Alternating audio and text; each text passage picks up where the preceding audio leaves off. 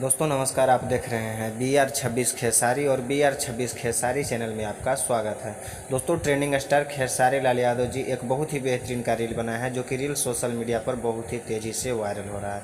और दोस्तों आपको बता दें कि टैटू महाकाल के सॉन्ग करके आज रिलीज किया गया है मानस भोजपुरी प्रेजेंट चैनल से। उसी सॉन्ग पे खेसारी लाल यादव एवं उनकी पूरी टीम जो कि बहुत ही बेहतरीन का रील बना है, जो कि आप लोग वीडियो के स्टार्ट क्लिप में रील को देखे होंगे या तो वीडियो के स्क्रीन पे आप लोग रील को देख रहे होंगे। और दोस्तों आपको बता दें कि सॉन्ग को अगर आप लोग अभी तक नहीं सुने होंगे तो मानस भोजपुरी प्रेजेंट चैनल पर जाइए और इस सॉन्ग को फुल वीडियो सॉन्ग के साथ देखिए और सुनिए और ढेर सारा प्यार दीजिए।